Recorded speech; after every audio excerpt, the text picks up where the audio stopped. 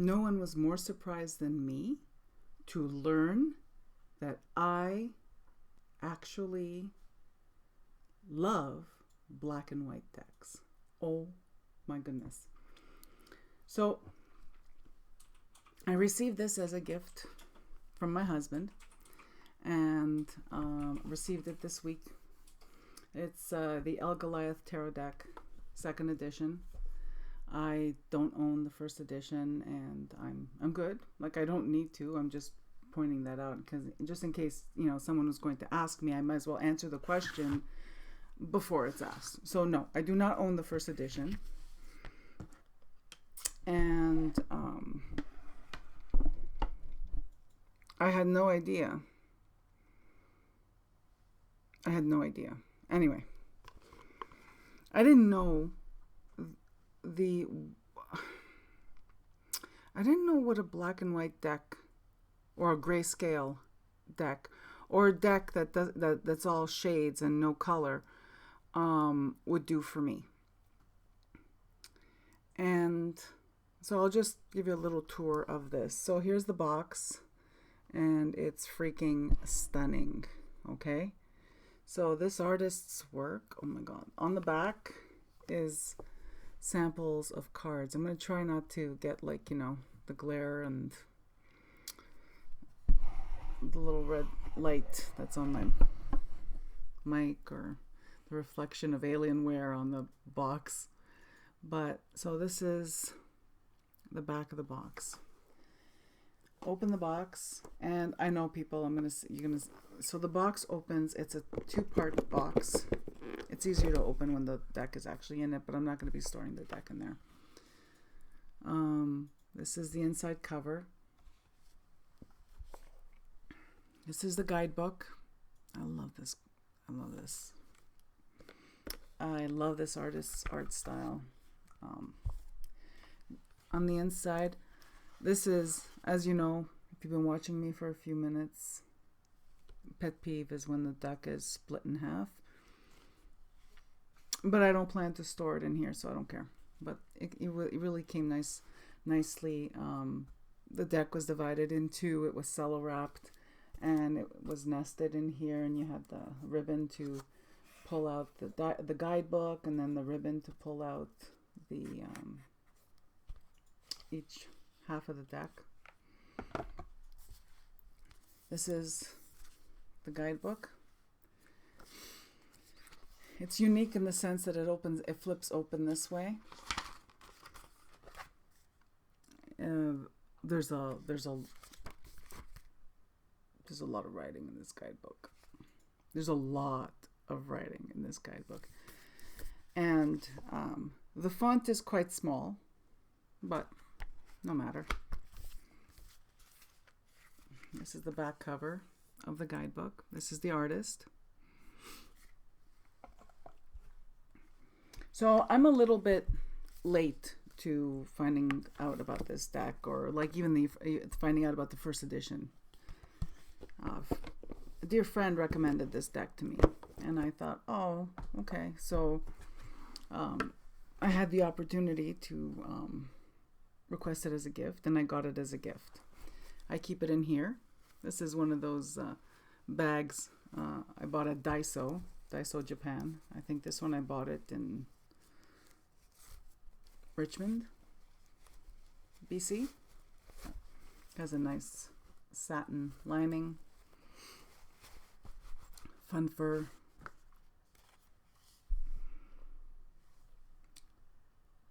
Did I say I love this deck? I had no idea, the last deck I bonded with that surprised me was my Thoth Greenie, and any Thoth really. Like I'm bonded to my Thoth Greenie. It's got that whole vintage thing going on. But any Thoth, like if Thoth deck is strange, but I always have one in my hand, even if I'm not reading, even if I'm not doing anything tarot related. I have one on my desk, and I just hold it, and I like the vibe of the deck. The deck contains magic in it. tell Goliath this deck contains magic in it. Whenever I receive a new deck, or even a deck, or even sometimes I'll have a deck that's sitting on my shelf for quite a long time that I haven't read with. The first thing I ask the deck before I start working with it again, if it's one I already own or one that I just brought into my home, is describe to me in your language who I am, so that I can because obviously if there's one thing we know who we are. Well, hopefully, to a certain degree. So that's the first, I think people call that a deck interview. And there's there's so many videos out there of people in their deck, like what they ask for their deck interview. I just want to know, tell me who I am. Sometimes it's as short as that. Tell me who I am.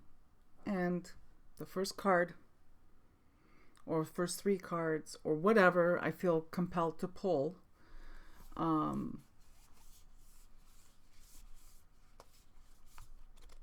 usually lets me know if the deck is for me. And that really is what the question's about. The question is about, I'm trying to see if we'll get along. I've had many of the experience of asking the deck who I am. Who am I? Tell me your language. Who am I? And I look at the cards and go, whoa, not even close. And after that kind of reading, who am I, and it's not even close according to the cards that are drawn, it's no surprise to me that I don't get on with that deck. And they don't, the relationship does not develop with that deck. There's no bonding. And it is summarily passed on, given away, sold, whatever, right? Sometimes they're shelved. Sometimes I feel something and but I don't understand what the deck is saying. But I feel something, so I'll shelve it and I'll come back to it later. And sometimes it's happened where it's just timing, and we do end up getting on, and I do end up bonding to that deck. One of them was the Raven's Prophecy. There's a deck that I almost donated it. I almost donated or gave it away many times. It was in the rehome box many times. The first year and a half that I owned it, maybe even 2 years. And then one day, we just clicked. Something told me it was in the rehome box. I pulled it out, and I tried again, and we just clicked. So I try not to be too hasty. If I feel like there's a possibility that we'll get on.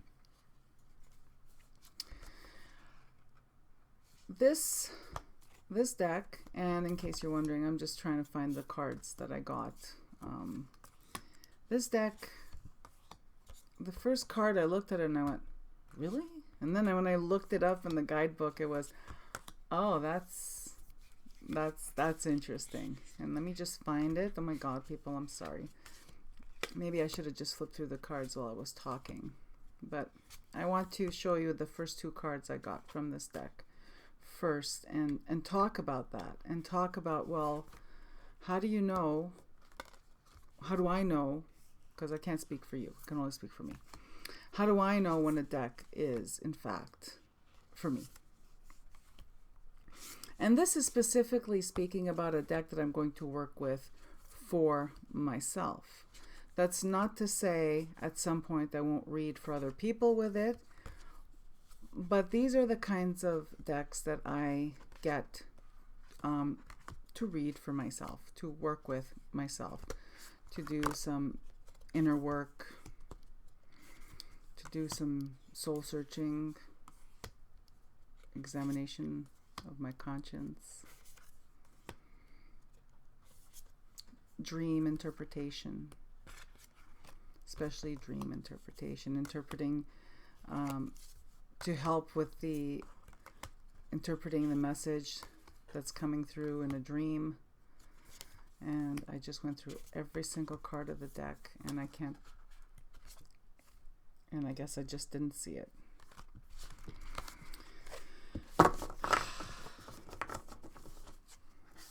Let me show you my deck.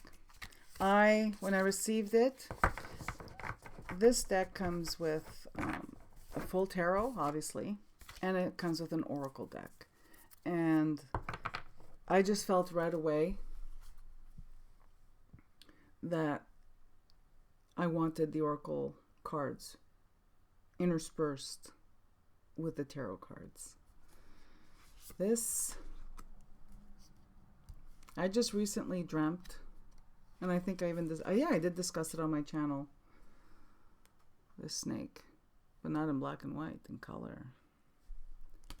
And let's talk about the black and white, or grayscale, because this is not just strictly black and white. This is grayscale.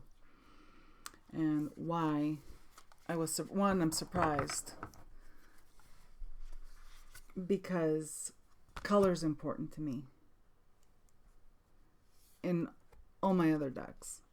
Whenever I mention why I love the color palette of this deck, I'll say, or I love the use of color in this deck. Well, I love the use of non-color in this deck. It has a matte cardstock, which clumps when you shuffle it. So I've been really shuffling it a lot just to break it in. It's breathtakingly beautiful. The art is breathtakingly beautiful. No deck is perfect. You know what I mean? Like,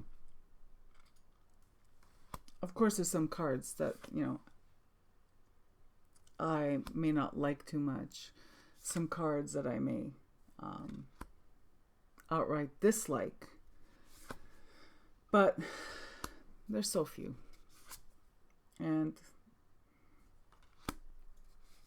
now my video is not about to show, it's not the flip through. Like, the lighting is shit here. You know what I mean? It's like, it's a dull time of year.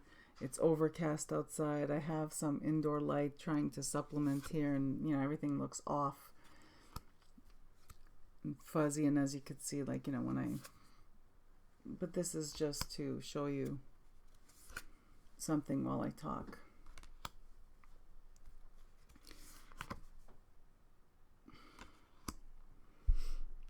I think now the deck is marketed for shadow work, and again, if you've been watching me for a little bit, even if you've been watching me for a couple of weeks,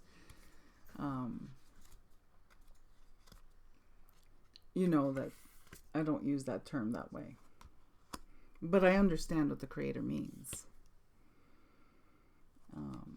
This is a deck for introspection. This is a deck for soul searching. This is a deck for examining your conscience. Examination of conscience. This is a deck to just do a straight reading with. It's so on point, beautiful. This is a deck with magic in it. These are pieces of cardboard, people, but I can feel that it has magic in it. So this, like I said, the last deck for me that I had that kind of reaction to was my Thoth, or the Thoth. Means that the creator of this deck has magic in him, because he put magic in his deck.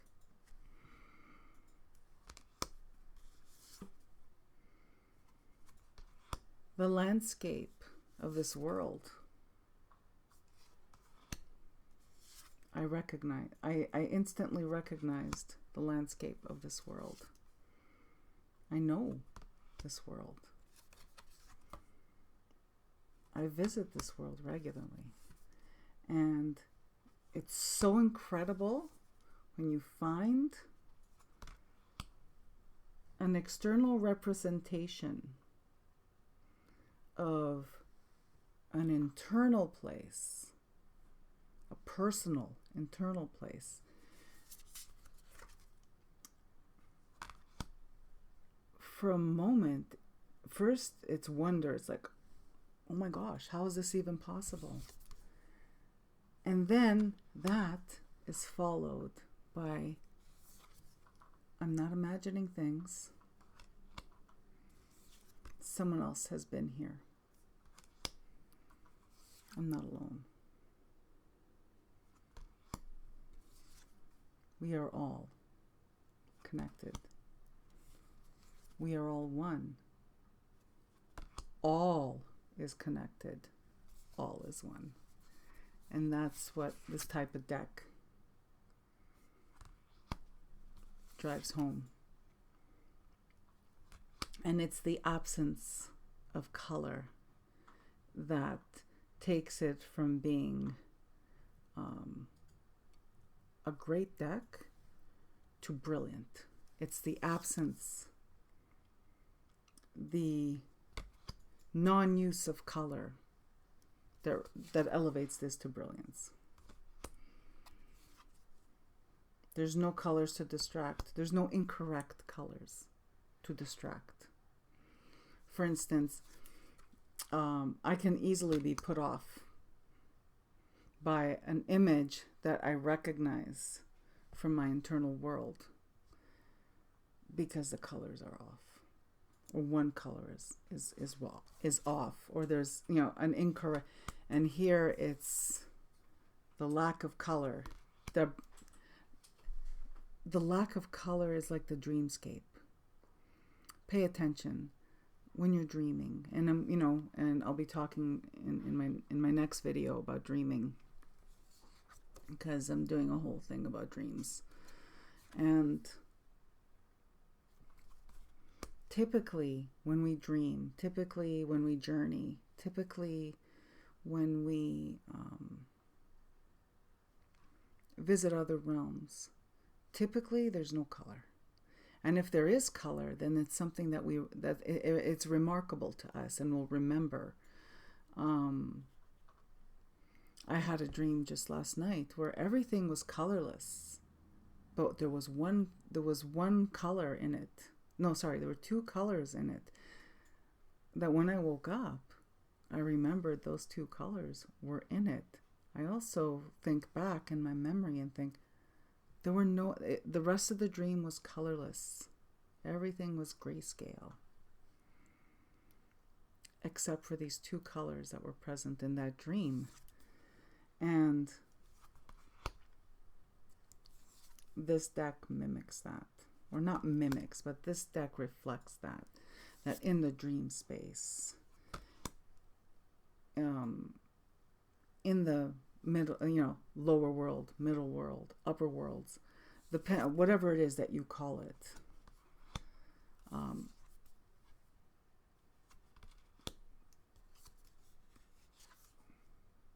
If there's color and you remember the color or you note the color, then the color has meaning. These images do not distract. Oops. And as you see, as I'm showing you cards, some are mostly, they're tarot cards, and then there's this card which has no title on it. Oh my God, the Seven of Swords, people. Anyways, this. Look at this. Look at it. Beautiful.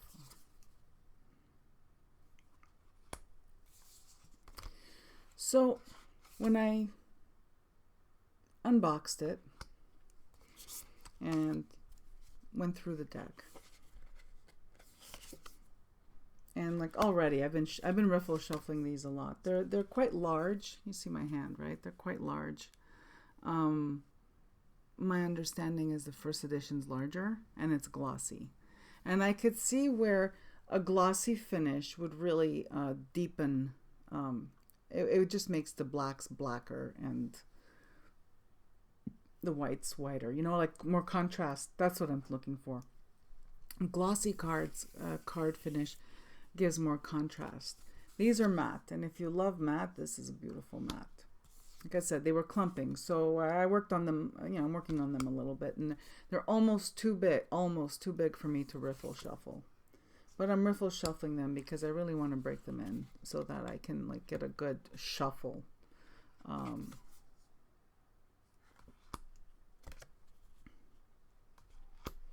Straight out of the box. Totally readable, because my criticism has been, and I'm not pointing fingers at any decks, this is just a general statement, is that there's been an influx over the last 2 to 3 years of independently produced decks that reimagine tarot symbolism but leave out the important like they reimagine the tarot symbolism, and they at the same time they're void of tarot symbolism. And when you're looking at tools of an esoteric nature, the esoteric needs to be in them. When you remove the esoteric and dumb them down to make them to make the imagery relatable to modern life, for instance. And I'm not, like I said, please don't start giving me the hate mail, all right? I said this before, I'll say it, I prefer traditional symbolism. I prefer my my tools of the tools of my trade and the tools of my passion to contain esotericism. It has to be in there. They have to be occult. They have to have the occult symbols. They have to have the mysticism has to be intact. This for me, this is a very and you know, it's too bad because I find that term to be really overused nowadays, and often it's used where it doesn't even apply. But this is a very shamanic deck, meaning that this deck is both of this world and of other worlds. This deck, the imagery does travel. It is imagery picked up from traveling between worlds. You can't fake this. You can't fake it. You can market something and say, "Ooh, this is a shamanic deck." You can cobble together imagery that other people will look at and say, "Oh, this is very shamanic." But you can't, to someone who actually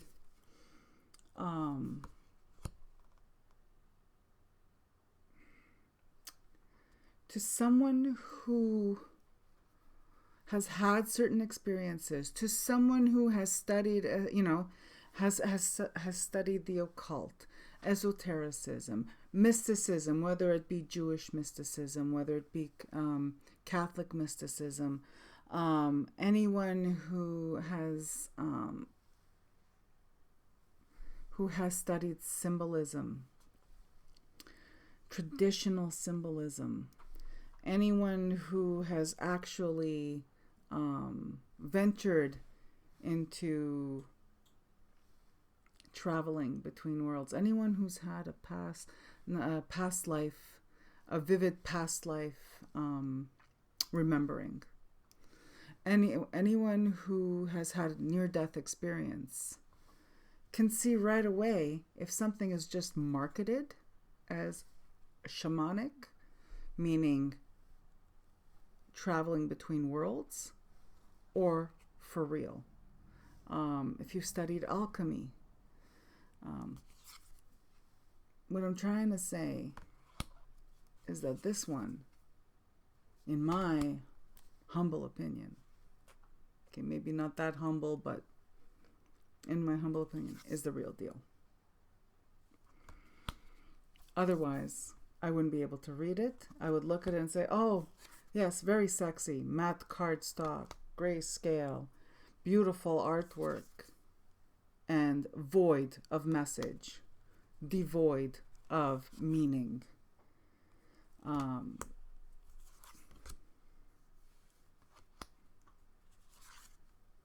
Look at this.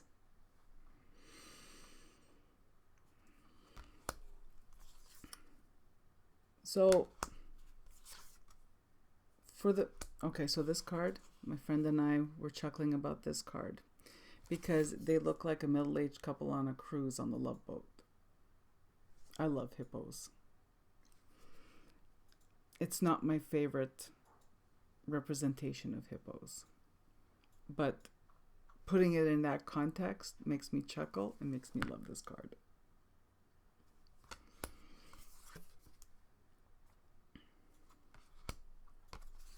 And the Three of Swords.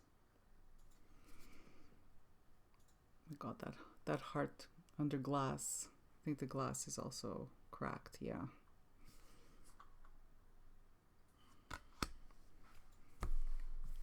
So now I'm going to share with you the two cards that I drew for tell me in your language who I am, or who am I? The first two cards I drew. The first one was the sun. And at first I thought, okay. But this one's literal.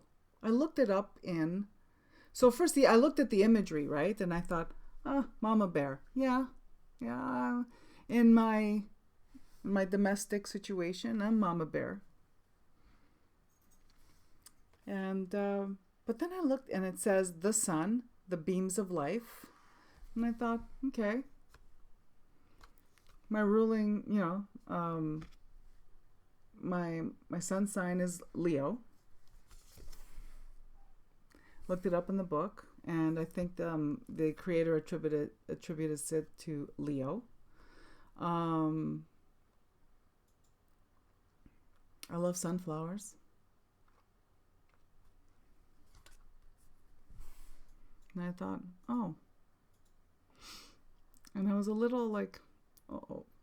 So then I chose a second card. And it's my old friend, Imagine, right? I had all 78 cards plus the oracle cards in this deck, okay? And I pull my old friend, which I pull from any deck. I'm telling you, we should do this. Maybe I'll do a video just to illustrate it because, oh my God, I think that would be like crazy. Or maybe you should do this exercise. Who's your old friend? Stalker card, not so much. It's like, I at first I thought it was stalking me because it was trying to give me a message. But after a couple of decades, I'm thinking that, no, I think it's describing me. Yeah, this is like a recent revelation, people. So recent. The Ten of Swords.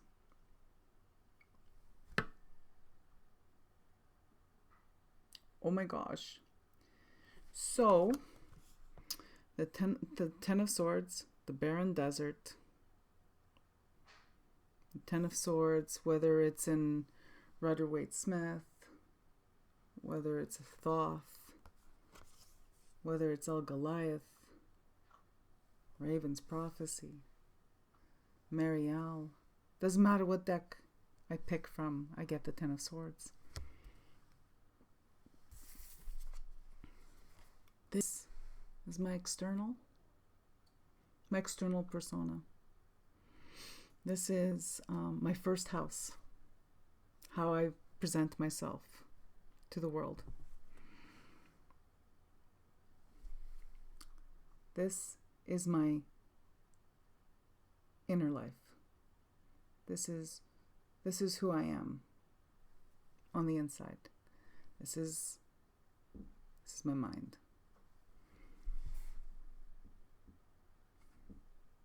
The Ten of Swords, just recently, it dawned on me that perhaps it's describing me. It's not warning me of,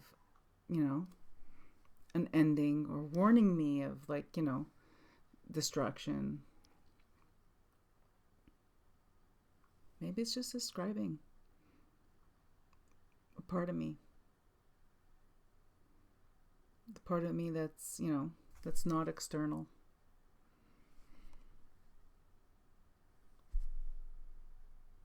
And I think I'm going to work with that. I'm okay with that. See, that I understand. Because my whole life, I've experienced it from the point of view of the Ten of Swords.